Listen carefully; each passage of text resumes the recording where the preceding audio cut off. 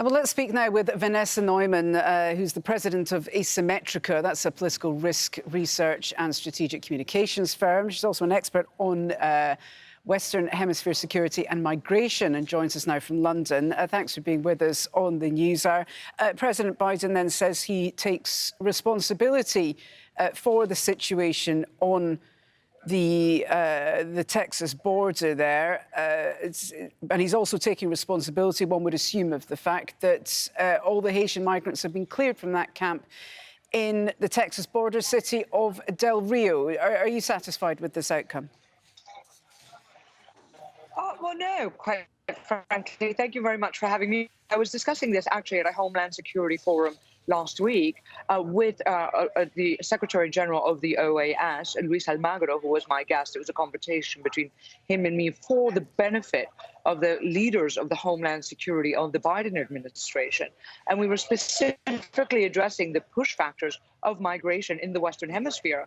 What the United States needs to have is to take more seriously their policies towards the Western Hemisphere, towards Latin America, Haiti, and to understand that this will continue to happen. Unfortunately, the only thing that really gets the attention of the United States about the Western Hemisphere is migrations in the southwest border.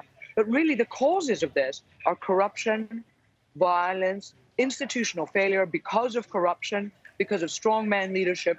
The United States needs to stop putting Band-Aids on this and try and really help set up these countries to set up proper institutions, proper democratic processes, and back the institutions and the processes rather than the man of the moment. Yes, but now you have the US government overtaken by gangs. I'm sorry to jump in there, Vanessa Neumann, but the US government doesn't have a particularly good record when it comes to putting democracy in place in nations around the world. You need only look at the experience of Afghanistan just a few weeks ago to see that that's not the case.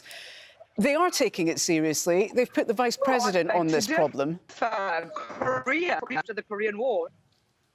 Well, Korea is a great shining example. Japan is another great shining example of countries that became proper functioning democracies with strong institutions after strong U.S. military intervention. So I beg to differ. Colombia is was rescued really from being an absolutely failed state, and now for all of its flaws and complications is a functioning democracy. All of these countries are supported by very effective U.S. military and comprehensive planning. The Americans know how to do this. What they need to do is that the United States has shifted from a U.S.-led, remember George W. Bush, you're with us or against us, to more of a, from a U.S.-led, partner-implemented strategy to now a partner-led, U.S.-supported.